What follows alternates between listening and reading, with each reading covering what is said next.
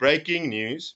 The cracks are widening within the ANC and possibly the EFF with a new bill in the United States, possibly sanctioning political leaders within these parties. Another bill has been introduced into the Senate, in addition to the one that's been introduced within the House of Representatives. I saw this from Ronaldo Gous. He posted it about an hour ago. Although I monitor all of the bills passed in relation to South Africa, I missed this one. So kudos to Ronaldo. But what does this mean? I'm not going to talk about the bill. You can just go and Google Senate Bill South Africa Bilateral Trade John Kennedy, and you'll see the latest bill. I think it was published on the 10th of September, so a couple of days ago. And then obviously you can do the one that's in the House as well, similar term, bilateral trade. South Africa Bill, Representative Ronnie Jackson.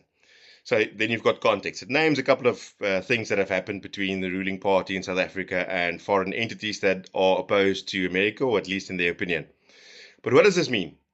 What this means is that America is indirectly forcing opportunities for contradicting factions within the ANC and possibly the EFF and even possibly the MK to seize their opportunity to take control.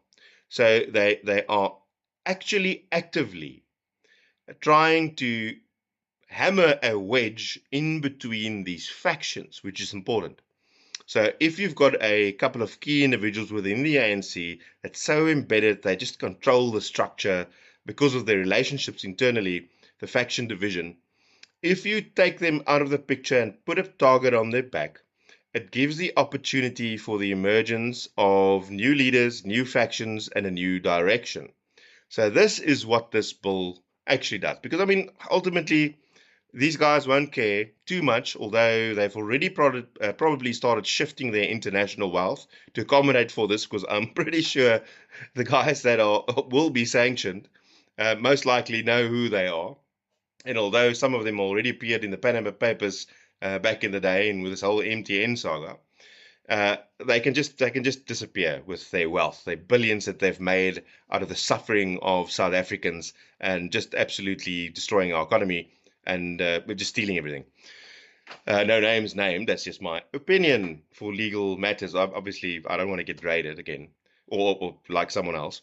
But nonetheless, it's the intent of specifically targeting individuals to create opportunity for others in the political arena to seize control or divert direction in favor of what the Americans desire, which is, I mean, a typical playbook, right?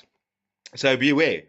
With the addition of the bill introduced by someone separate within the Senate and the one running that's already moved to the second phase in the House of Representatives, the probability of the intent being executed is much higher. And I think, especially after the dismal performance of South Africa in terms of trying to negotiate a trade agreement, and especially what happened in America, I think, recently with the death of Charlie Kirk, and I think absolute strengthening of the support of the Republicans and the Trump administration, I think the intent is quite clear. They will not settle. They will widen these cracks even more within the coming month or 2 months from now, and we will see deliverance, and we will see massive targets painted on the backs of individuals in order to force change, to force the hand of the ANC in contradiction to the relationship between South Africa, China, and Russia, and now suddenly North Korea is in the mix, in India, and all of the rest that's part of BRICS, which again opposes the West. Massive changes happening in the world between the West and between the communists. So get your stuff in order, because the bomb's going to drop quite soon.